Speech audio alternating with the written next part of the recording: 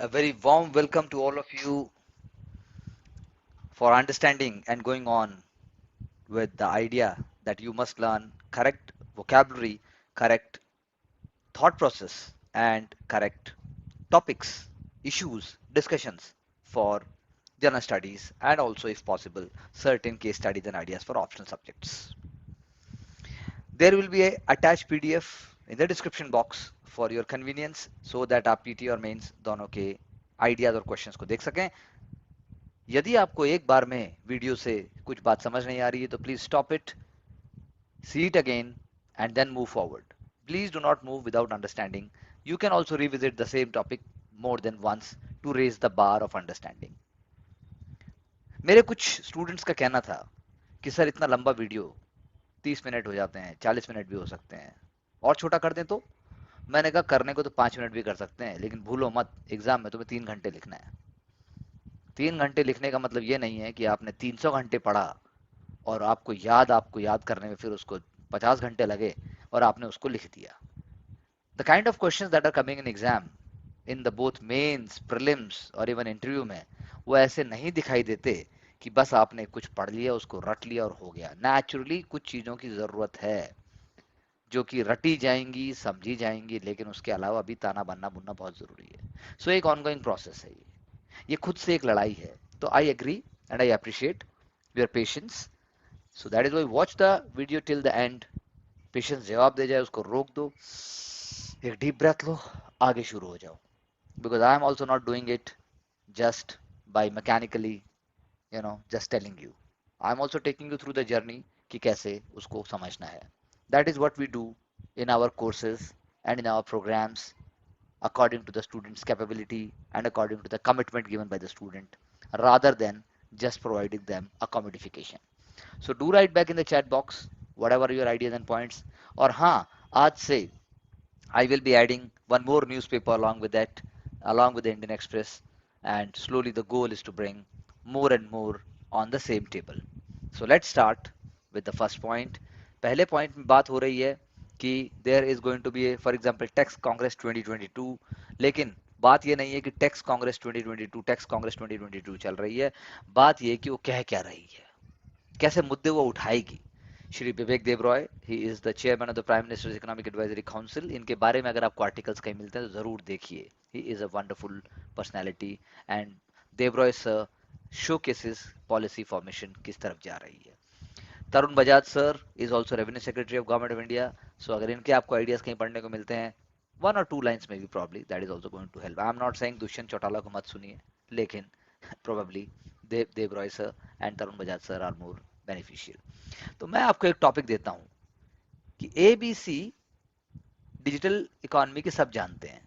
UPI हो गया, digitisation हो गया, ट्रांसफर हो गए, उसके बाद आपका जनधन योजना हो गई, उसके बाद आपका ब्रॉडबैंड कनेक्टिविटी होगी. बियॉन्ड इसके क्या होगा, what is the beyond, what is beyond ABC of digital economy.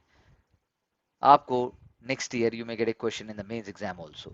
You can get a essay in an abstract form जहां आपको डिजिटल इकोनॉमी का बियॉन्ड सोचना पड़ सकता है. आप सोचिए डिजिटल इकोनॉमी का क्या है. आखिर टैक्सेशन से लेकर, आखिर एजुकेशन से लेकर, मेडिसिन से लेकर, लॉजिस्टिक्स से लेकर, किस चीज के लिए डिजिटल इकोनॉमी की, आखिर डिजिटल इकोनॉमी अगर हम कहेंगे तो कहेंगे किसको. ये आपको पॉइंट्स लेके आने पड़ेंगे. Similarly, how to manage big data, automated tax compliance, ये दूसरा टॉपिक मैं आपको बोल रहा हूँ. बिग डेटा को मैनेज आखिर कैसे करें.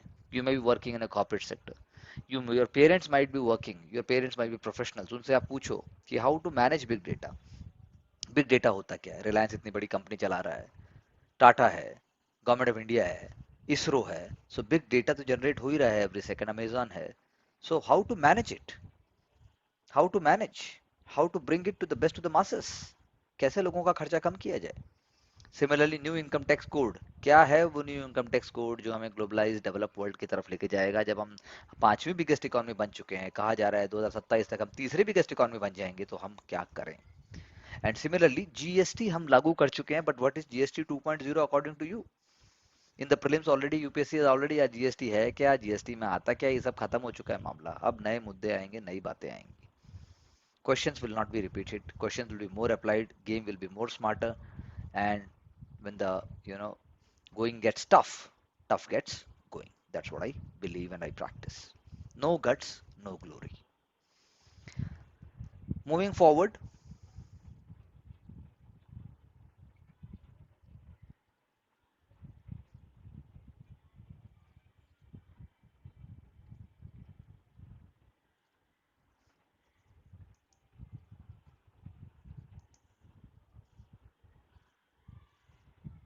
so there is a plan to set up a database, plan to set up a commission, plan to set up a recommendatory body which will be studying that those who have converted to Christianity and Islam from scheduled caste, whether they should be given quota or not. यानी कि वो दलित जो Hinduism, Buddhism और Sikhism को छोड़कर बाकी धर्मों में मतलब रिलीजन में कन्वर्ट हुए हैं, उनको क्या कोटा दिया जाना चाहिए? Because there has been a pending demand in the Supreme Court and it has been asked. तो की पॉइंट याद रखने का क्या है कि कॉन्स्टिट्यूशन में schedule caste order 1950 under article 341 stipulates that those person professing religions different from Hinduism, Sikhism or Buddhism can be deemed to be a member of scheduled caste. That no person professing a religion different from Hinduism, Sikhism or Buddhism can be deemed to be a member of scheduled caste. यानी कि नहीं माना जा सकता. In religion को जो मानेगा वो हिंदुइज्म, वो मतलब वो आपका शेड्यूल कास्ट कहलाएगा. ओरिजिनल ऑर्डर में सिर्फ हिंदू थे. 1956 में अमेंड करके उसमें सिख भी लाए गए और 1990 में अमेंड करके उसके अंदर बुद्धिस्ट भी लाए गए. So there is a debate about it. इससे पहले भी इसी दिशा में आपका यूपीए गवर्नमेंट ने काम किया था. UPA government also went on to set up एक कमीशन. यूपीए गवर्नमेंट ने भी कमीशन सेटअप किया था. उस कमीशन ने रिकमेंडेशंस भी दी थी जिसको हम कहते हैं national commission for linguistic religious and linguistic minorities. It was headed by the former Chief Justice of India, Ranganath Mishra sir. उन्होंने मेजर्स रिकमेंड किए थे कि भाई टोटली डी लिंक कर दो इसको, रिलीजन को, socially and economically backward section के साथ रिलीजन को डी लिंक कर दो. लेकिन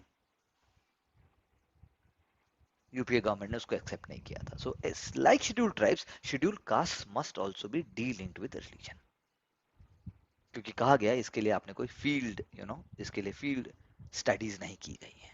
सो this is an important issue.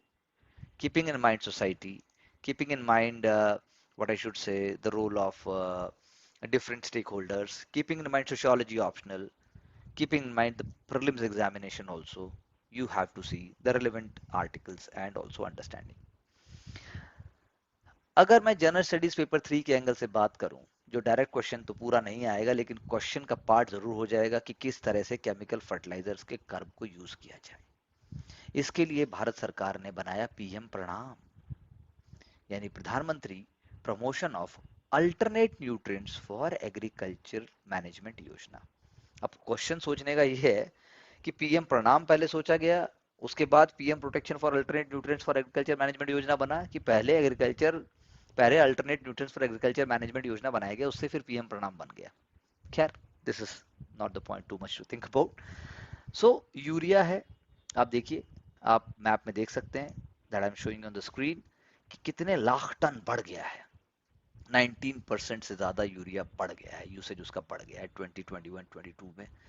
इसी तरह डीएपी का भी परसेंटेज 25% बढ़ गया है, एमओपी का भी अबाउट 10% बढ़ गया है एंड एनपीकेएस का भी अबाउट 25% बढ़ गया है. So the total expenditure is increasing. So how to contain that is the question. The question is उसको कंटेन कैसे किया जाए. That is why this PM PRANAM comes into picture, and PM Pranam focuses on the fact that there would be steps taken by the center in order to promote such what I should say subsidy, so that उस चीज को पूरी तरीके से संभाला जा सके. तो इस दिशा में आप क्या कह सकते हैं कि जो union ministry of chemicals and fertilisers है, they are sharing details of the proposed scheme with the state government, and the state government is cooperating because the same was discussed during the National Conference on Agriculture for Rabi campaign. और अब बात यह है कि जो आपकी subsidy में पैसे बचेंगे, इसके लिए कोई सेपरेट स्कीम लाने की बात नहीं है। जो सब्सिडी जो दी जा रही है ऑलरेडी, जो मिसयूज हो रही है, जो ओवर यूज हो रही है, उससे जो पैसे बचेंगे उसी को ग्रांट समझकर स्टेट को दे दिया जाएगा। लेकिन उस पैसे का किया क्या जाएगा? जो 70% जो हिस्सा जो सरकार दे रही है, केंद्र सरकार जो देगी, उससे करेंगे क्या? It will be use for asset creation, यानी कि अल्टरनेट फर्टिलाइजर्स के लिए अगर कोई टेक्नोलॉजिकल नीड क्रिएट की जा सकती है तो उसके लिए दिया जाएगा। Alternate fertiliser production units village, block और डिस्ट्रिक्ट यूनिट के लेवल पे स्टार्ट करने की बात की जाएगी। और 30% जो मनी होगा बचा हुआ 70% के अलावा, वो जो है वो फार्मर्स को इनकरेज करने के लिए, पंचायत को इनकरेज करने के लिए, फार्मर प्रोड्यूसर ऑर्गेनाइजेशंस के लिए और सेल्फ हेल्प ग्रुप्स को दिया जाएगा, जो कि केमिकल फर्टिलाइजर्स के प्रयोग को कम करेंगे। अब क्वेश्चन उठता है कि इतनी सारी बात, ये एक proactive bureaucrat, proactive district magistrate अपने स्टेट में, अगर उसके स्टेट अगर उसका डिस्ट्रिक्ट एग्रीकल्चर डिस्ट्रिक्ट है तो वो प्रमोट करेगा। एग्रीकल्चर सेक्रेटरी प्रमोट करेगा, रेवेन्यू सेक्रेटरी प्रमोट करेगा, केमिकल फर्टिलाइजर सेक्रेटरी प्रमोट करेगा, डीएम प्रमोट करेगा, फूड ऑफिसर प्रमोट करेगा, फूड इंस्पेक्टर प्रमोट करेगा, पंचायत का पटवारी प्रमोट करेगा। जब ऊपर से लीडरशिप आएगी तो नीचे का व्यक्ति भी प्रमोट करेगा। अगर रिड्यूस किया जाएगा, आप लगा लीजिए स्टेट का जो रिडक्शन है, तो उसी के हिसाब से उसको स्टेट को और ग्रांट दिया जाएगा। कैलकुलेट किया जाएगा कि कितना रिडक्शन किया, पिछले 3 साल में कितना बढ़ा कि कितना घटा, उसके हिसाब से एवरेज कंजम्पशन निकाली जाएगी। तो आपको क्या लगता है, this case study, don't you think it's a very very beautiful example कि कैसे गवर्नमेंट एक नया मेंटल ओरिएंटेशन क्रिएट करती है, कैसे गवर्नमेंट एक नया प्रोसेस क्रिएट करती है, जिससे कि हो सके तो जो भी लॉन्ग टर्म सस्टेनेबल बेनिफिट्स हैं वो किसी भी उसको किसी भी राज्य को नुकसान ना हो। ऐसा ही मैं एक और केस स्टडी का एग्जांपल उठाता हूँ, क्योंकि जितने भी जनरल स्टडीज मेंस के पेपर हैं उसमें इलस्ट्रेशंस और केस स्टडी के बिना आपका स्कोर नहीं आएगा। पूरी कहानी नहीं लिखनी है, लेकिन आपको 1000 कहानियां पता होनी चाहिए और उस कहानियों का ताना बाना आपके हाथ में जगलिंग करके आना चाहिए, तो आप लिखोगे और नंबर आएंगे। Just the kind of paper what is coming. Simple रखना है, क्लियर रखना है और प्लेजेंट भी रखना है।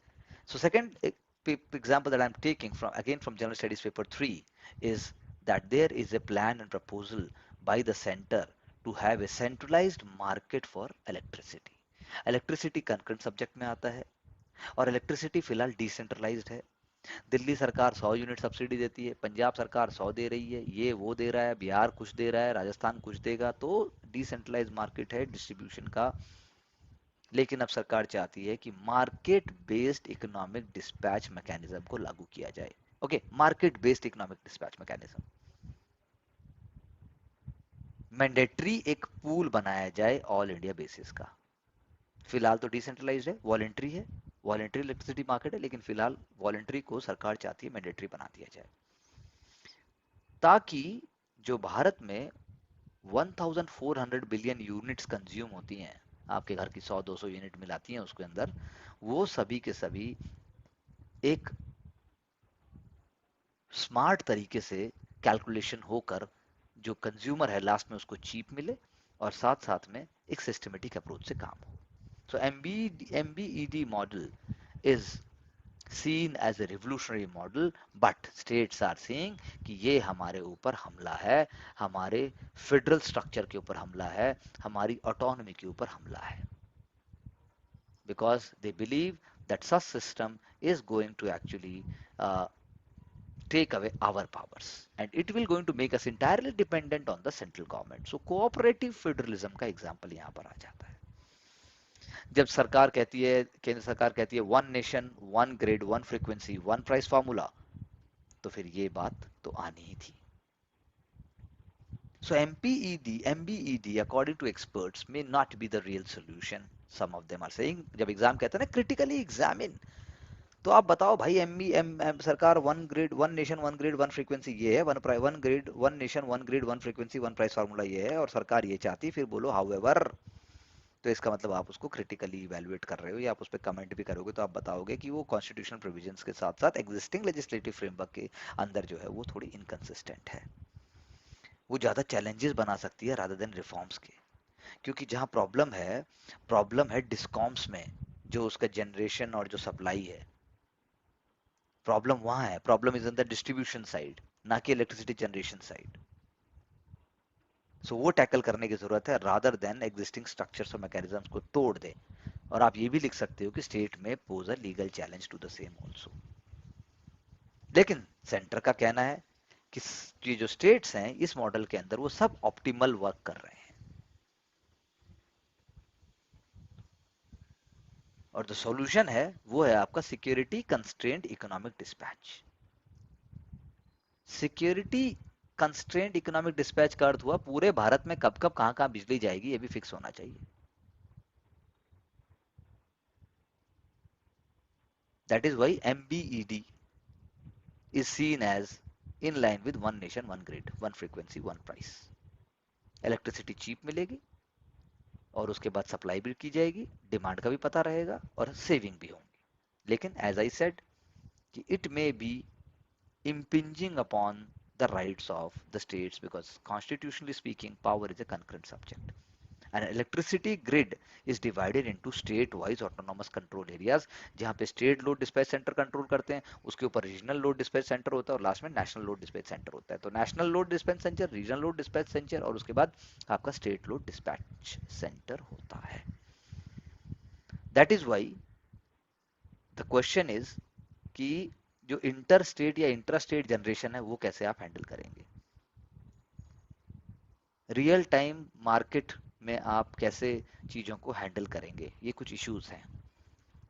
न्यू मॉडल जो है वो इमर्जिंग मार्केट ट्रेंड्स के साथ भी क्लैश कर सकता है, बिकॉज इमर्जिंग मार्केट ट्रेंड्स के अंदर धीरे धीरे रिन्यूएबल रिसोर्सेज की पावर और उनकी प्रेजेंस बढ़ रही है, और एक ओवरऑल मिक्स हो रहा है of the both renewable resources and non renewable resources, for example this power generation through thermal power. So that is why हमने एक मुद्दा और बात की, हमने दो मुद्दों की बात की। एक के अंदर कोऑपरेटिव फेडरलिज्म का मुद्दा निकल के नहीं आता है, दूसरे में कोऑपरेटिव फेडरलिज्म जो है निकल के आता है, क्योंकि एक में डायरेक्ट स्टेट्स की मदद करने से वाकई there is no no disharmony or no problem, but other issue that we discussed is definitely a question to ponder over। Electricity एक बहुत ही इंपॉर्टेंट मुद्दा है। सिमिलरली हम बात कर रहे हैं कि इफ यू वांट टू से इन जनरल स्टडीज पेपर 2 कोई आप अच्छा एग्जाम्पल देना चाहें, और आप बात करें, बार बार बात आती है प्रोडक्टिविटी कम है, सारे क्रिमिनल घुस गए हैं, सब कुछ हो गया है, in such cases you can always write that the steps by the UP government to set aside one day for women MLAs, एक दिन women MLAs को मिलेगा असेंबली में जो वो जेंडर सेंट्रिक इश्यूज की बात करेंगे। It is a revolutionary step in one way. It is a very very important example for ethics also. So ethics में, एसए में, या जनरल स्टडीज पेपर 2 में we can always bring such examples. From the prelims point of perspective, जब बात आती है water cleaning की, यानी एडवांस वाटर प्रोसेसेस की, जिसमें हम ड्रिंकिंग वाटर को क्लीन करना चाहते हैं, तो एडवांस सिरेमिक फिल्ट्रेशन प्रोसेस का बड़ा इंपॉर्टेंट रोल है। एडवांस्ड सिरेमिक फिल्ट्रेशन प्रोसेस से आप जो है PFAS यानी पॉलीफ्लोरो एल्काइल सब्सटेंसेस को रिमूव कर देते हैं। भारत में इसका सबसे बड़ा प्लांट है, एक तरीके से हम उसके पाइनियर हैं। It is in the private sector का एग्जाम्पल है, ये सूरत म्यूनिसिपल कॉर्पोरेशन के अंदर ऐसा किया जा रहा है। तो सिरेमिक फिल्ट्रेशन टेक्नोलॉजी अचीव करती है, उसके अंदर एक सैंड फिल्टर लगा होता है, और सैंड फिल्टर के बाद जो है दोबारा से फिल्टर होके पानी निकल के आता है, और उससे जो है आप कह सकते हैं कि ACLF active cake layer filtration process एक नाम है, एक्टिव केक लेयर है वो, फिल्ट्रेशन प्रोसेस के अंदर जो है एड्सॉर्ब हो जाती हैं चीजें, और एक्टिवेटेड चारकोल भी उसके अंदर एड्सॉर्बेंट का रोल करता है, जो कि एलिमिनेट कर देता है सारे के सारे डिजोल्व सब्सटेंसेस को। यानी कि 99% से ज्यादा PFAS यानी फॉरओवर केमिकल्स और ऑर्गेनिक टॉक्सिन्स जैसे पेस्टिसाइड हैं, वो सब के सब हट जाते हैं और पानी एकदम साफ हो जाता है। तो मैंने सिर्फ आपको एक एग्जांपल बताया कि कैसे टेक्नोलॉजीज यूज होती हैं। एनवायरमेंटल फ्रेंडली टेक्नोलॉजी का हमने यहाँ पर एक एग्जांपल देखा, बिकॉज प्रीलिम्स के अंदर ऐसा क्वेश्चन आ सकता है जो रिवर्स ऑस्मोसिस और इन सब चीज़ों से आगे चला जाएगा। आपको सारे के सारे बेसिक फंडामेंटल्स पता होने चाहिए। That is going to help you in the examination. As a side talk, आप सोचिए हमारी president, honourable president ma'am is in the UK, she is there to attend the funeral of Queen Elizabeth two, लेकिन she is being escorted by India's Deputy High Commissioner in London and not the High Commissioner in London, क्योंकि जो High Commissioner London के जो थे, who has been asked to join in London, वो अपने credentials अभी दिखाई नहीं पाए हैं किंग चार्ल्स टू को। It is going to take more and more time, queen Elizabeth is no more, उनकी जगह उनको रिप्रेजेंट कर रहे हैं डिप्टी हाई कमिश्नर। तो देखिए कि सिस्टमेटिक अप्रोच से सरकार में कैसे चीजें चलती हैं, कैसे आप ब्यूरोक्रेटिक माहौल को पॉजिटिव देखते हैं ना कि सिर्फ negative. That is a very very important element we must understand and we must appreciate. These are, ये वो स्किल्स हैं जो हमें पेपर पे या हमें बाहर नहीं मिलते, हमें सीखने पड़ते हैं। हमने अलग अलग टूरिस्ट सर्किट्स की बात की है। मेंस एग्जाम में टूरिज्म पे एस्से आ सकता है, जनरल स्टडीज पेपर 1 में क्वेश्चन आ सकता है, पेपर 2 में भी टूरिज्म, पेपर 3 में टूरिज्म के चैलेंजेस पे क्वेश्चन आ सकता है, या कैसे इकोनॉमी के पॉइंट से भी आ सकता है। अंबेडकर सर्किट की लेकिन मैं यहाँ बात कर रहा हूँ।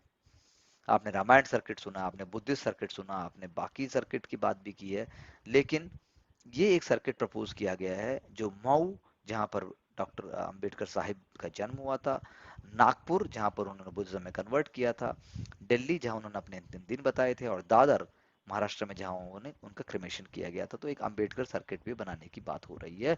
भारत ने लास्ट ईयर फॉरेन ट्रेवलर्स को to encourage them to come over to India 5 lakh से ज्यादा हमने फ्री वीजा दिए थे on the first come first serve basis. अभी वो एग्जॉस्ट नहीं हुए हैं and we are still promoting it. चीता चीता दिन रात हो रहा है, तो देखिए हम भी आपको एक फोटोग्राफ दिखा देते हैं चीता का। चीता जो है, 8 चीता में से एक चीता जो है पानी पी रहे हैं इस कंटेनर से, और उनके हैबिटेशन की बात स्टार्ट हो। आज भी हम एक आर्टिकल पे बात करेंगे कि चीते की जगह यदि कुछ और हो सकता था, या फिर चीता ही क्यों हुआ, हम इस पर क्रिटिकली एग्जामिन भी करेंगे। Now from the prelims perspective, you must know what is the role of a international body called IFAD, International Fund for Agricultural Development, जो कि 1973 में बनी। इफ आई ये जो है आईएफएडी एक बहुत ही इम्पोर्टेंट बॉडी है, और आईएफएडी 1973 में फूड क्राइसिस और ऑयल क्राइसिस के बाद बनी।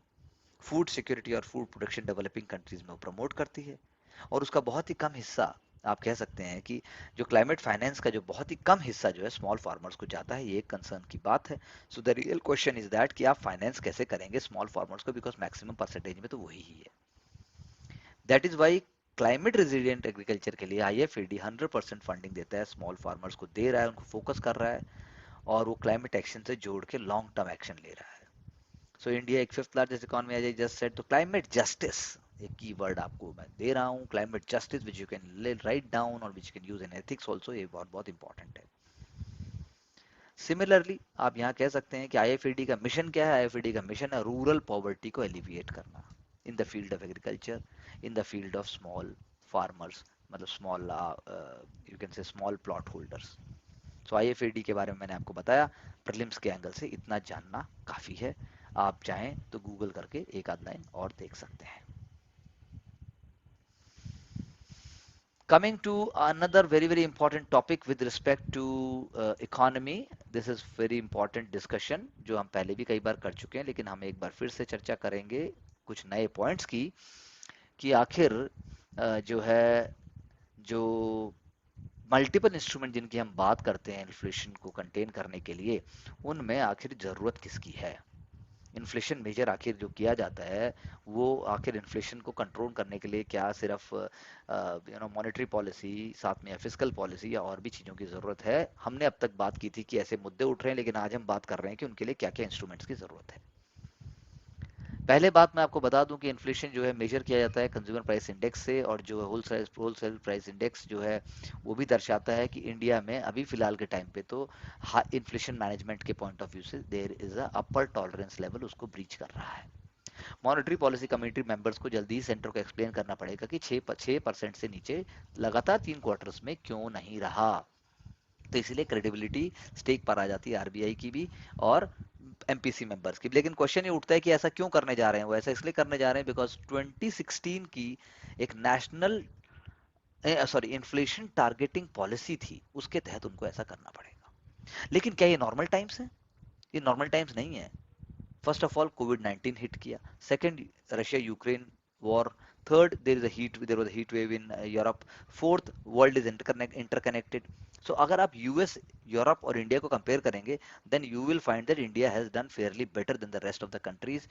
वरना कंट्री तो टर्की जैसी भी रही हैं जहां पर 80% तक इन्फ्लेशन गया है, Pakistan, Sri Lanka and other countries also. लेकिन अगर हम अभी हम कंपेयर करें द टाइम्स ऑफ 2004-5 टू 2013-14, उस टाइम भी इन्फ्लेशन 7.9% तक गया, लेकिन उस समय भी इंडिया ने अपने आप को अच्छे से मैनेज किया। India has done fairly well 2014 से 2023 तक, जबकि जबकि जीडीपी के तहत हमारी इतनी ग्रोथ नहीं हुई, फिर भी हमने फेयरली वेल मैनेज किया।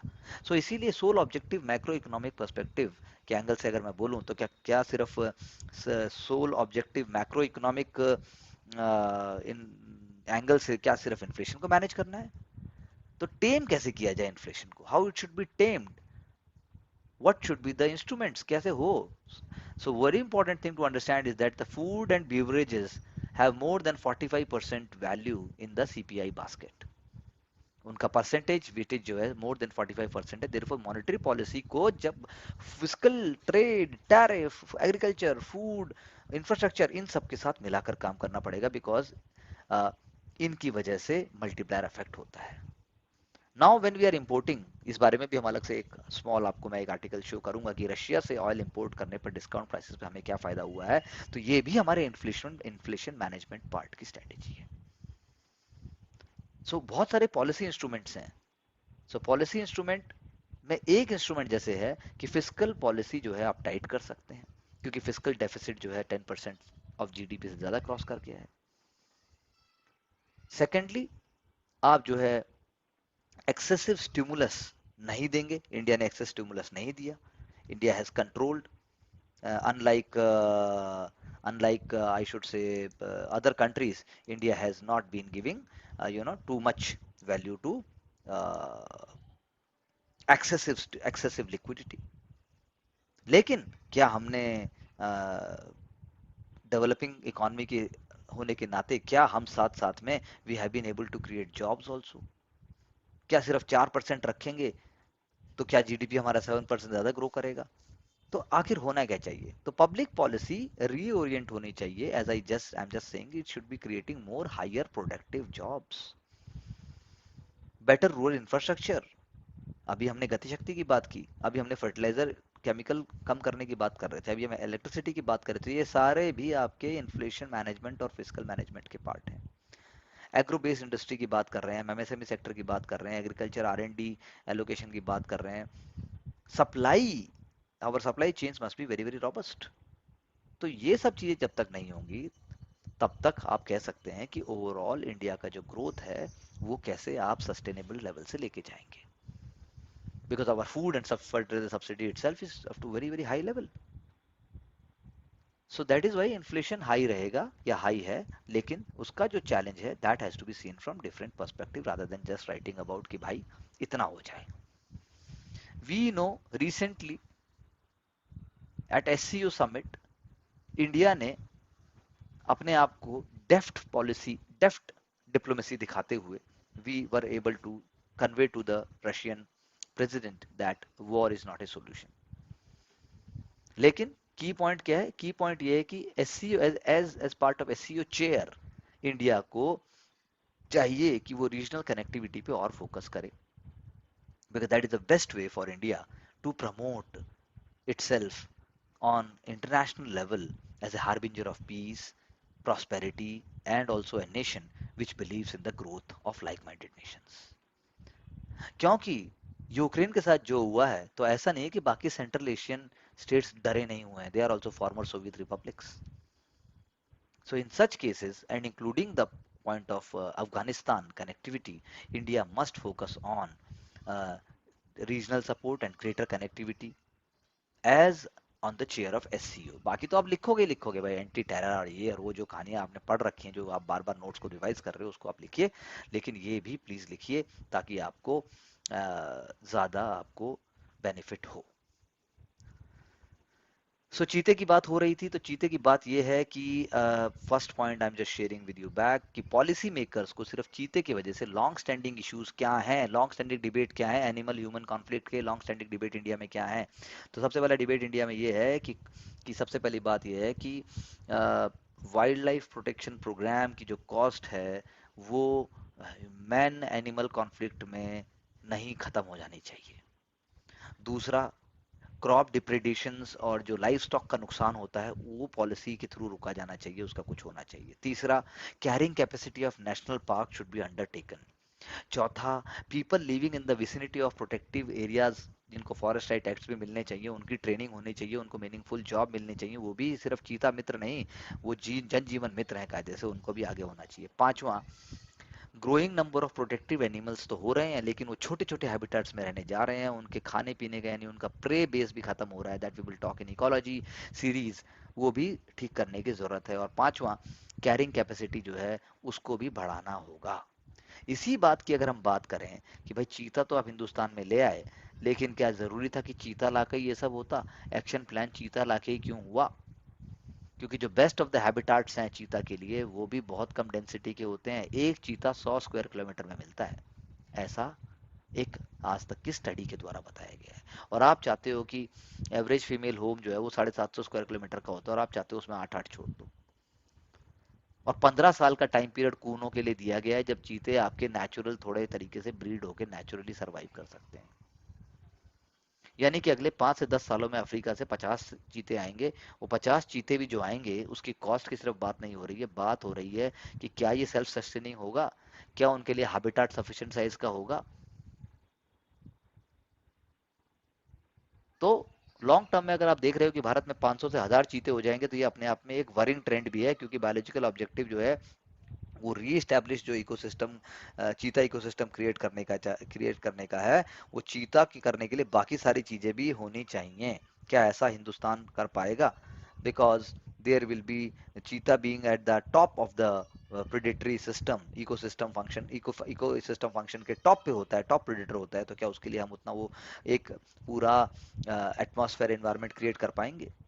Because we have to see from the conservation values. अगर इंडेंजर्ड स्पीसीज की बात करनी थी तो आर्टिकल आर्ग्यूज दैट कि ग्रेट इंडियन बस्टर्ड है या फिर बाकी जानवर हैं वो ले लेते, उससे डिस्ट्रैक्शन भी नहीं होता और अटेंशन भी मिल जाता. और national wild life action plan 2007 से 2031 का जो 2017-2031 है उसका पार्ट भी हो जाता. क्योंकि इफ द गवर्नमेंट सेज कि इससे हमारे ग्रासलैंड और इससे हमारे फॉरेस्ट इकोसिस्टम्स प्रमोट होंगे, तो इन हैबिटेट्स को सबसे पहले wet wasteland atlas of India में हटा देना चाहिए. वेस्टलैंड एटलस ऑफ इंडिया से इनको हटाकर उस कैटेगरी पे लेके आना चाहिए. दैट इज वाई हमारे पास एशियाटिक लॉयंस हो सकते हैं, हमारे पास वूल्स हो सकते हैं, blackbuck, great Indian bustard, जैसा मैंने कहा, उनको हम प्रमोट करते तो शायद और भी ज्यादा हमें लॉन्ग टर्म बेनिफिट्स होते. अफ्रीकन चीतास सिर्फ कूनो नेशनल पार्क में हो रहे हैं, तो 21 चीते जो एक साइट पर हैं वो भी 15 साल बाद होंगे, वो कैसे कंजर्व कर पाएंगे भारत के ग्रासलैंड्स को? एक एप्ट क्वेश्चन आपसे इंटरव्यू में पूछा जा सकता है, वो यहाँ पूछा गया है. तो चैलेंजिंग है रूल ऑफ लॉ का. रूल ऑफ लॉ को जो है रूल ऑफ लॉ को ये चैलेंज कर रहा है, क्योंकि जो नेशनल टाइगर कंजर्वेशन अथॉरिटी है उन्होंने रिव्यू पिटीशन डाली थी. बात ये कही गई थी कि चीतों के लिए नहीं, कूनों में जो है लायन आएंगे. लेकिन लास्ट में कूनों में लायन नहीं आए, चीते आ गए. कूनों शिवपुरी मध्य प्रदेश में जो ये है अपना. तो अब एनटीसीए ने जब सुप्रीम कोर्ट ने मना किया, तो सुप्रीम कोर्ट ने बोला कि भाई जो है ठीक है, अब पहले तो मना हो गया, लेकिन एक Nauradehi wildlife sanctuary Madhya Pradesh और as well as Sathyamangalam tiger reserve में जो है बात हुई थी कि उनको लेके जाएंगे चीतों को, लेकिन फाइनली आप जो है चीते यहाँ ले आए और लायन तो आए ही नहीं. तो national and international scientist, conservation institutions, उन्होंने जो है साइंस को इग्नोर कर दिया, ऐसा क्रिटिकल एंगल से हम कह सकते हैं. और ये एक फ्लॉड पॉलिसी है. लेकिन ऐसा हम नहीं कह रहे कि भाई ये चलेगी नहीं, India has gone past many barriers, तो ये बैरियर भी शायद ब्रेक होगा, but then it is a very very you know arguing very very straight fastly कि कैसे हम और ब्रॉड सोच सकते हैं। आपके इसके एसए के पॉइंट्स निकलते हैं, आपके एथिक्स के पॉइंट्स निकलते हैं, साथ साथ में आप इसके अंदर जो है थोड़ा सा पॉजिटिव एंगल से देख पाएंगे। बात जब मैं कर रहा था इन द बिगनिंग कि कोऑपरेटिव फेडरलिज्म का एग्जांपल मैंने आपको दे दिया था, तो कॉम्पिटिटिव फेडरलिज्म की अगर मैं बात करूं तो वेदांता फॉक्स कॉन जो केस जो गुजरात की जगह सॉरी गुजरात में चला गया महाराष्ट्र की जगह, it's a wonderful example of competitive federalism. क्योंकि जब सेंटर किसी एक स्टेट को प्रमोट करता है because of some political ideology और because of upcoming electoral politics, it shows कि इस तरह की कॉम्पिटिटिव फेडरलिज्म है। लेकिन ये competitive federalism must be done in an unbiased manner, जहाँ पे कंपटीशन इक्वल्स के बिटवीन में हो, फेयर हो, ट्रांसपेरेंट हो, जबकि ऐसा नहीं है। Maharashtra provided much better, opportunity to the company, but it landed up in Gujarat. So there are few more examples given over here. For example, in the जो इंटरनेट IFSC सेंटर है जो Bandra Kurla complex में इसको किया गया था, उसको भी गुजरात रिलोकेट कर दिया गया। Similarly national security guard and maritime police academy, वो पालघर महाराष्ट्र में आने वाली थी, वो द्वारका शिफ्ट हो गई। The ship breaking facility was move from Mumbai to Gujarat. Air India office was move from Mumbai to Delhi. And Tata Airways manufacturing facility जो अभी आने वाली है, वो भी जो है हो सकता है वहां ना आए, ऐसा महाराष्ट्रियन थिंकर्स और पॉलिटिशियंस का मानना है।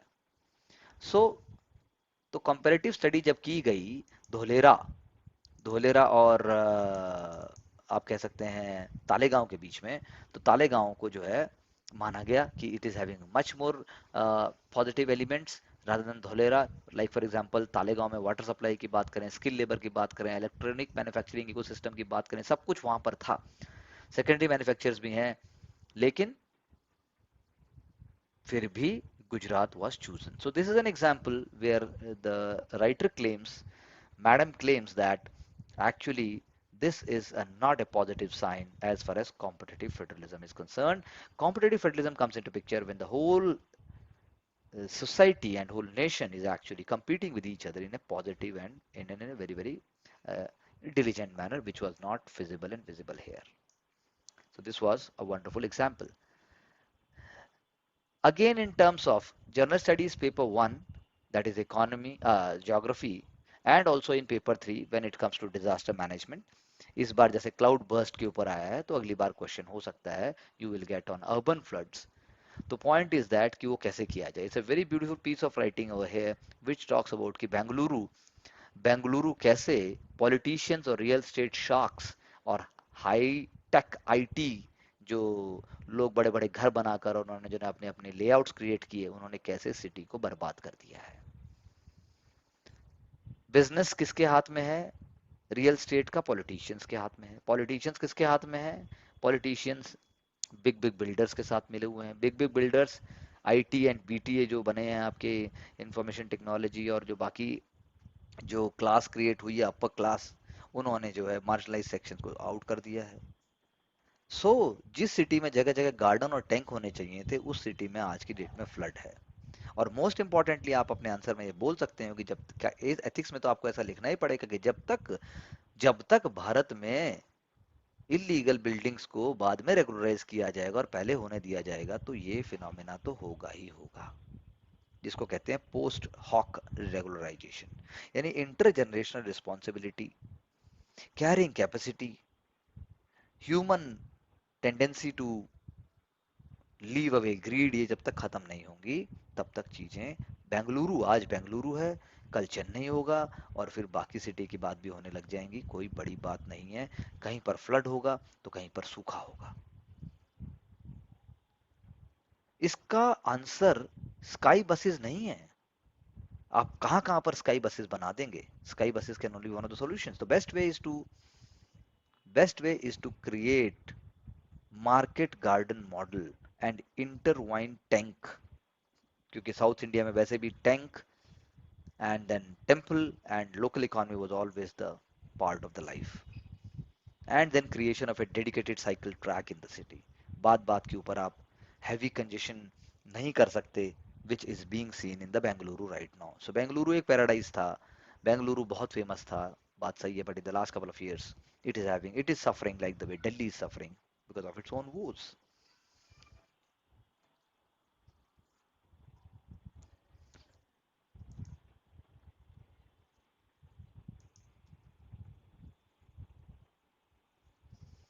अब हम बात करते हैं PT facts के हिसाब से. Their European nation, a 27 nation bloc for the first time, they have punished Hungary for its misuse of grants. European union की एंटी फ्रॉड बॉडी है OLAF. एंटी फ्रॉड बॉडी का नाम क्या हुआ? OLAF. And it has highlighted systematic irregularities in the usage of funds given to Hungary, क्योंकि Hungary के जो prime minister हैं, he call him Orban, mister Orban call himself a freedom fighter against the world view of the liberal west. और वो जो है Russia को भी सपोर्ट करते हैं in the Ukraine war. That is why things have become more troublesome.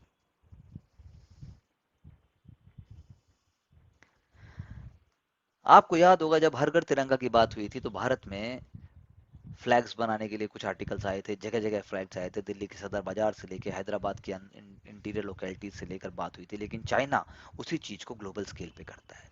This is also an innovative example you can right in your essay and case studies कि कैसे हर इवेंट के पीछे चाइना एक business ढूंढ लेता है.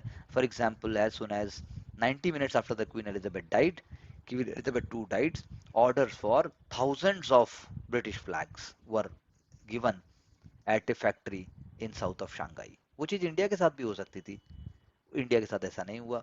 और एटलीस्ट 5 लाख फ्लैग्स जो हैं वो भेजे गए और भेजे जा रहे हैं. And then this showcases that China remains a reliant partner whether however world wants to deny it, but because China is aware, that is why it happens. One more global example I am giving you, which you can use in the political science optional at an appropriate place, and also in sociology optional and anthropology optional, कि in Italy the situation is that a far right female PM, far right ideas की जो है female PM, जो कि she believes in the ideas जो कि एक ज़माने में मुसोलिनी साहब के थे, फैसिस्ट मूवमेंट के जो आइडियाज थे उसकी लेगेसी को वो आगे बढ़ाने की बात करती हैं एक तरीके से. जैसे for example Mussolini use to give prizes on women who had many children, and then he use to believe in the conservative ideas as far as you know motherhood and women rights including access to abortion is concerned.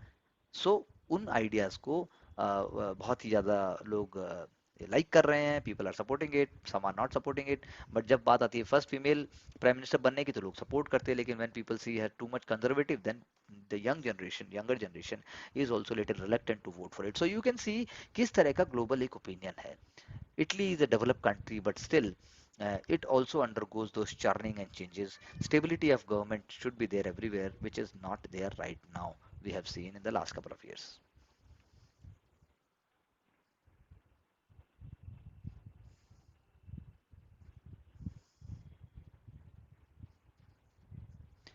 There is a very important article by the former cricketer and also the member of parliament, uh, Mr. Gautam Gambhir, and he says very beautiful line which is also true for UPSC students कि जो है आप pressure नहीं लेना चाहिए आपको, क्योंकि जैसे आप कहेंगे कि भाई कौन नया स्टार बनेगा, कौन नया स्टार बनेगा, पहले आपने धोनी को स्टार बना दिया, आप ड्रेसिंग रूम में अब आपने विराट कोहली को मॉन्स्टर की तरह बना दिया, तो क्या कोई नया स्टार आपके माइंड में आता है? तो बात जो आंसर जो देते हैं जो गंभीर साहब, वो कहते हैं कि कोहली तो स्टार है ठीक है, लेकिन उसी दिन अगर मान लीजिए किसी लोकल बॉय ने बहुत इंपॉर्टेंट एक नॉक खेला था या विकेट्स लिए थे, उसकी बात किसने की?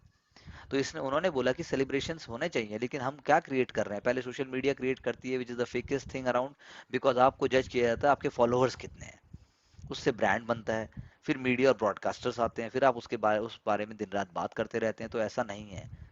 धोनी से आप क्यों स्टार्ट करते हैं? 1983 में इंडिया ने पहला वर्ल्ड कप जीता था तो कपिल देव थे. तो कपिल देव भी नहीं थे, कपिल देव की भी टीम थी. इसलिए it is all over the bigger vision which is meaningful. The same is true for civil services also. One more article we can just discuss in very brief कि large reserve forex को लेने में और इसी तरह से stock piling large food की भी, दोनों के बेनिफिट्स क्या हैं, is also a wonderful comparison कि in 2013 रुपए जो है वो 53 यानी 53 रुपए से 68 रुपए तक गिरा डॉलर के मुकाबले, 22 डिप्रिसिएशन हुआ 4 महीने में, and countries foreign foreign forex reserves went on to fall very badly.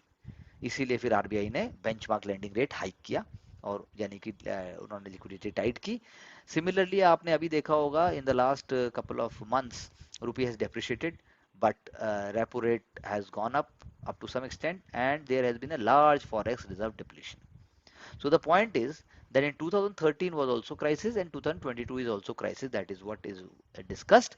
United States Federal Reserve ने तब भी अपने फंड रेट्स को अनचेंज रखा था, आप कह सकते हैं 2013 में, और यूरोपियन सेंट्रल बैंकिंग ने थोड़ा सा स्लैश किया था अपने रेट्स को, और कंज्यूमर प्राइस इन्फ्लेशन भी जो है बहुत, मतलब आप ये नहीं कह सकते कि थोड़ा हाई था but not too much. Similarly in 2013 the crisis was triggered when the US जो बॉडी है, यूएस फेड है, इट प्रपोज्ड कि वो अब जो है बॉन्ड्स को परचेज करने में थोड़ी सी कोताही बरतने वाली है। It was going to reduce the volume, reduce the speed और other assets that it was you know it was going to purchase. But then when this plan was revealed, उसके काफी समय, थोड़े टाइम बाद उसके एक्चुअल उसके impacts होने शुरू हुए। सो यू कैन से gradual unwinding of monetary stimulus. Monetary stimulus कब जाएगा? जब आप डॉलर प्रिंट करेंगे या रुपए प्रिंट करेंगे। जब आप टाइट करेंगे तो आप स्क्वीज करते हैं, जब आप प्रिंट करते हैं तो आप छोड़ते हैं। So it has huge impact on India at that time. क्यों? क्योंकि इंडिया का बहुत ही लार्ज करंट अकाउंट डेफिसिट था उसके एक्सटर्नल बैलेंस ऑफ पेमेंट में। सो इसी वजह से इम्पैक्ट ज्यादा हुआ, इंडिया से जो है बहुत सारा कैपिटल फ्लो आउट हुआ, एंड फॉरेक्स रिजर्व भी हमारे कम हो गए, ड्विंडल हो गए। लेकिन लेकिन इसकी वजह से आप ये नहीं कह सकते कि इंडिया के मैक्रो इकोनॉमिक फंडामेंटल्स पे भी बहुत ज्यादा इंपैक्ट पड़ा। तो रिजल्ट क्या हुआ इसका? रिजल्ट ये हुआ कि आरबीआई को रुपये को डिफेंड करना पड़ा स्पेकुलेटिव अटैक्स से, और ऐसा ही रिजर्व के साथ भी हुआ। अब क्या हो रहा है? अब भी बिग सेंट्रल बैंक्स वही सब कर रहे हैं, they are phasing out monetary stimulus. अब स्क्वीज कर रहे हैं रेट जो है लिक्विडिटी का, वो थोड़ा सा टाइट कर रहे हैं, they are tightening it by reducing money supply. US Fed ने अपना रेट को इंक्रीज किया, ईसीबी यूरोपियन सेंट्रल बैंक ने भी हाइक किया so as to contain the inflation. ये सब हुआ तो ये, इसको हम क्या कहेंगे? इसको हम कहेंगे रियल मॉनेटरी टाइटनिंग हो रही है।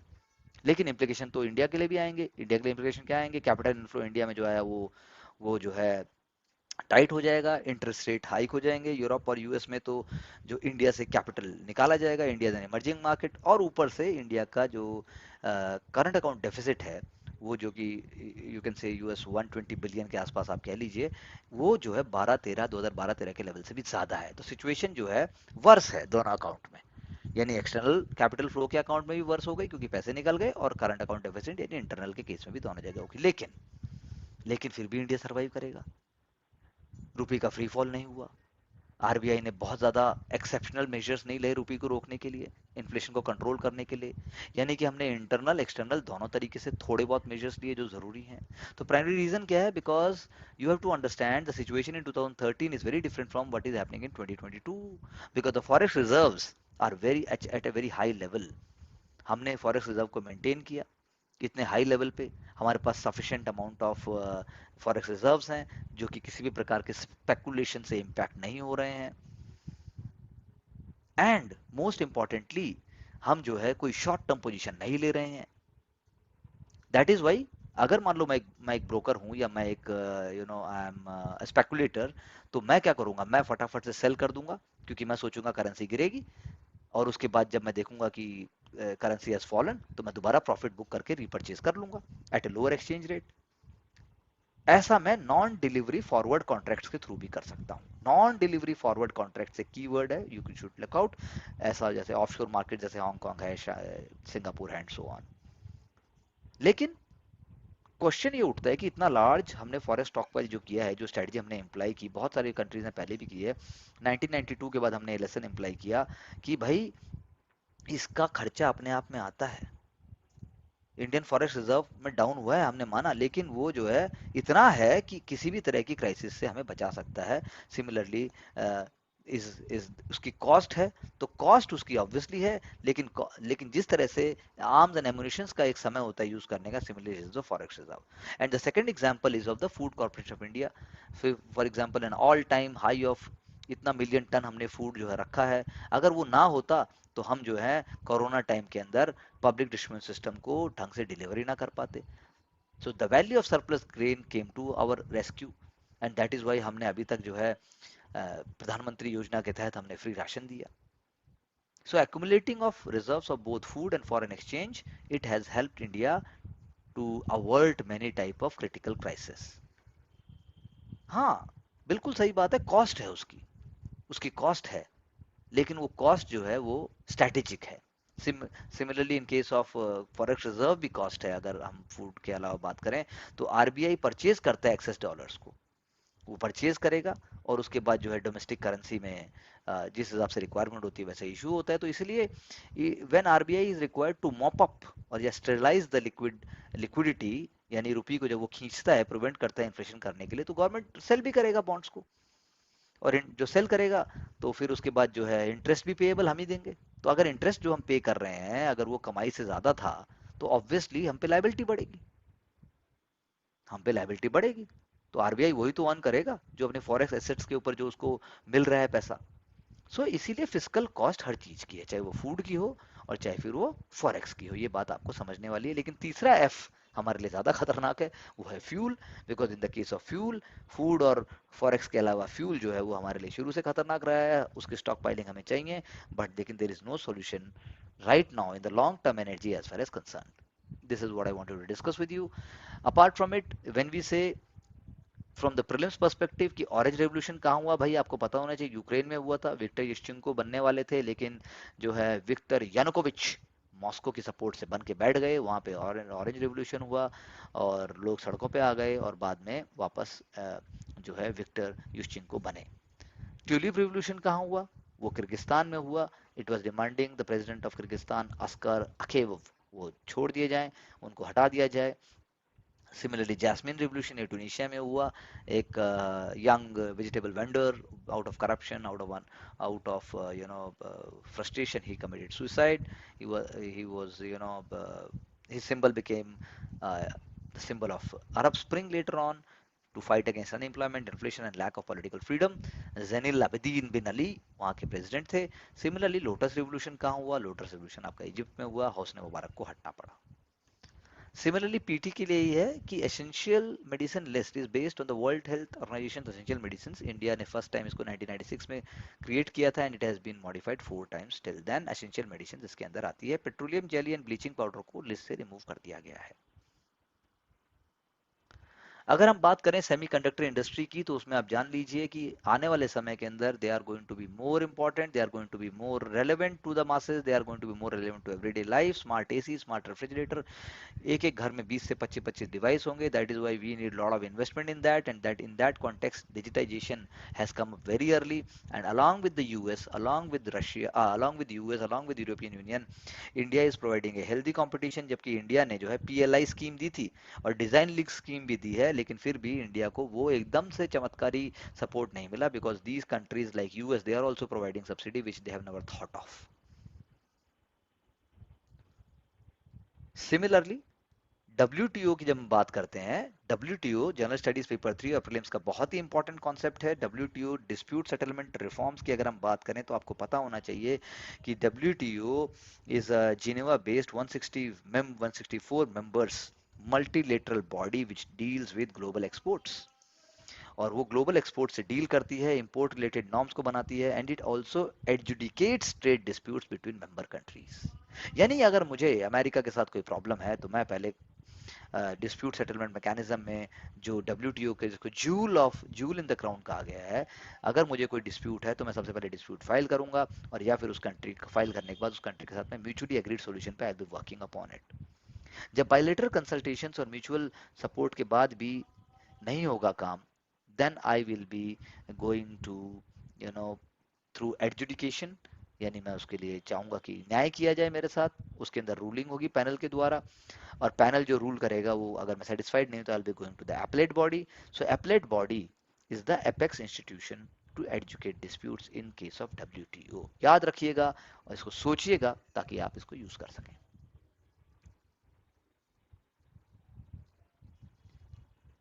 Now, in very quickly, we are going to look into a very, very important article with respect to uh, Times of India also, so that we understand that how Russia के जो हमने discount पे भी हमने बात की, that we are how we have been, amazingly it has been helpful for us to have the discounted oil. मैं आपको दिखा देता हूँ, please do have a look. सो ये देखिए ऑन योर स्क्रीन, जो विंडफॉल टैक्स का तो फायदा हिंदुस्तानी गवर्नमेंट को हुआ ही हुआ है, डिस्काउंटेड रशिया क्रूड से इंडिया को 35,000 करोड़ का फायदा हुआ. 35,000 करोड़, यानी before this Ukraine war India was having just India was having just 2% of the oil from Russia, and now it has gone to a very very high level. That is what I wanted you to understand. इसीलिए India ने best deal के नाते India ने वो discount लिया, and there is nothing wrong in it. Similarly अगर हम बात करते हैं कि पहली बार इंडिया ने CUET को इंडिया ने जो है लागू किया, तो that we have done so because we have been able to create one of the world's largest testing systems. So CUET under graduate India में इस टाइम पे हुआ जब पूरा सब कुछ ट्रांसफॉर्मेशन हो रहा है. तो एजुकेशनल टेस्टिंग सर्विसेज का कहना है कि लॉट ऑफ लर्निंग हुई, इट अपने आप में ये फीट है, और वर्ल्ड और पूरा का पूरा इंडिया इस चीज को समझ रहा है कि large scale multi faceted assessment कैसे होता है. तो कुछ प्रॉब्लम तो आएंगी ही, लेकिन the most important thing is that जो यूएस जैसी कंट्रीज हैं जहां पर नर्सरी से लेकर 12th तक और हायर एजुकेशन में भी ये सब होता है, इंडिया के लिए बहुत इंपॉर्टेंट लर्निंग्स हैं. So ETS, then Education Testing Services, is conducting 20 million exams globally. 20 million exam, just think about it. 20 million exam वो कंडक्ट कर रहा है. सो इसलिए गोल क्या है? गोल होना चाहिए फेयर होना चाहिए, ऑब्जेक्टिव होना चाहिए, क्योंकि कोई किसी बैकग्राउंड से बच्चे हैं, कोई किसी बैकग्राउंड से बच्चे हैं, और आप जो है कंप्यूटर बेस्ड टेस्ट ले रहे हैं. तो इसीलिए फेयर असेसमेंट होना चाहिए, और ये इनका कहना है कि हमने ऐसी पूरी कोशिश की है, हम कर रहे हैं कि सब कुछ हम जो है फेयर तरीके से ही करें. अब मैं आपसे एक और बात के बारे में एक सेकंड चर्चा करूंगा कि what is the art of giving and हमारी इकोनॉमिक एस्पिरेशंस क्या है. तो क्वेश्चन इज, अगर इंडिया को वर्ल्ड क्लास बनना है तो इंडिया को टॉप एजुकेशन इंस्टीट्यूशन जो इंडिया के हैं उनके वेल्दी लोगों को भी डोनेट करना होगा जनरसली. कैसे कैसे? तो philanthropy is a very very important topic for ethics. Philanthropy is a very important topic for GS also. So India में cumulative donations बढ़ी हैं, लेकिन जब आप बात करते हो, education is the most important area जहां पर क्यूमुलेटिव डोनेशंस बढ़ी हैं, लेकिन जब आप बात करते हो चैरिटी की, तो US is far far ahead than us. US की चैरिटी का जो ग्राफ है वो हमसे 263 टाइम्स ज्यादा है, लेकिन जीडीपी में यूएस हमसे सिर्फ 7.2 ज्यादा है, 2% ही ज्यादा है, 7.2 टाइम्स ही ज्यादा है. So the point is, I am not saying that we should donate like Americans, but if we have to create, then we must work in that way. For example, in India, Azim Premji 2/3 of total philanthropy के हमारे यहाँ role model हैं. So we should give back to education. We should give back to education. We must understand that it is the most important area जो कि long term students को benefit भी करेगा. China में 30 richest universities हैं, उनका annual expenditure बहुत ज़्यादा है, MIT का भी बहुत ज़्यादा है, तो R&D में होता है. इसीलिए एल्युमनाई डोनेशन और corporate social reform funding is very very important. IITs के लिए आप कह सकते हैं हमें जो है और भी फंड रेजिंग करने के आइडियाज को और सोचना पड़ेगा. जैसे एल्युमनाई ऑफिस होने चाहिए, एल्युमनाई और डोनर डेटाबेस होना चाहिए, मार्केटिंग सर्वे कंडक्ट करने चाहिए, प्रोग्राम कंडक्ट करने चाहिए, पोटेंशियल डोनर्स को ढूंढना चाहिए. तो IIT Bombay is a model. IIT Bombay heritage foundation, उन्होंने ऐसा एक मॉडल बनाया और उन्होंने एक $multi-million सिस्टम क्रिएट किया ये हमारे लिए एक अच्छा एग्जाम्पल है, हम इसको यूज कर सकते हैं। तो इंडिया की एस्पिरेशन है कि वर्ल्ड इकोनॉमिक पावर हाउस बने, तो उसमें वर्ल्ड क्लास इंस्टीट्यूशन भी होने चाहिए, और वर्ल्ड क्लास इंस्टीट्यूशन जो है वो जो है फिलंथ्रोपिक सपोर्ट के बिना नहीं हो सकते। सो this is a very wonderful example from the perspective of GS and also for essay, and even in the interview you can use these ideas. Another point अगर हम बात करें, तो गवर्नमेंट ऑफ इंडिया R&D की जब बात करती है, तो per capita gross expenditure GERD, NITI Aayog कहता है कि इंडिया इनोवेशन इंडेक्स कहता है कि हम सिर्फ $43 हम स्पेंड कर रहे हैं। This is 0.7% of GDP। US के अंदर 3.4% GDP है, और टोटल 2.4% ऑफ GDP है चाइना में। इवन पर कैपिटा जो GERD, यानी कि जैसे GERD कहने का मतलब है gross per capita expenditure on R&D, per capita gross expenditure on R&D, वो ब्राजील में, साउथ अफ्रीका में, वो भी हमसे आगे हैं। इंडिया बहुत too little India is spending in terms of R&D। So this is what you can always write, you can always think about it कि हम कैसे करें। DST है, DBT है, CSIR है, CRB है, ICR है, ICMR है, इन सब के की फुल फॉर्म्स आपको 1 सेकंड से पहले पता होने चाहिए, तो आपका भला जल्दी और ज्यादा होगा।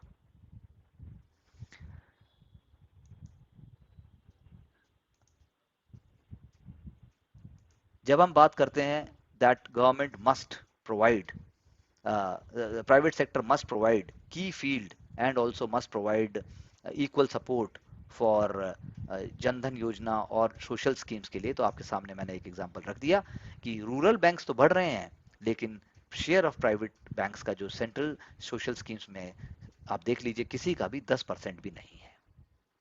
तो आप सोचिए और बताइए कि कैसे प्राइवेट सेक्टर बैंक्स को फोर्स किया जाए या फोकस किया जाए, वो जो है सोशल स्कीम्स के अंदर इक्वली कंट्रीब्यूट करें like the public sector banks. On the other hand हम कहते हैं कि पब्लिक सेक्टर बैंक्स तो प्राइवेट प्रॉफिट मोटिव की तरफ बढ़ ही नहीं रहे हैं। सो कमर्शियल कॉज, कमर्शियल केस उनका सोशल ऑब्लिगेशन बना देना चाहिए। रूरल इकोनॉमी तभी बूम हो पाएगी, रूरल बैंक्स जो है जब ही आगे बढ़ पाएंगे जब ऐसा हो पाएगा। जो जनधन योजना में 4,000 करोड़, मतलब मेरा कहने का मतलब है एक अकाउंट में कम से कम 4,000 रुपए है, तो इसीलिए सर्वे किया जाना चाहिए, टेक्नोलॉजी का यूज किया जाना चाहिए, और पब्लिक सेक्टर बैंक्स को भी प्रमोट करना चाहिए उस दिशा में। So this is what for the day I wanted to share with you. We will be adding more ideas, we will be adding more elements. Do keep on learning, watching, making the notes, and do the best. Thank you very much.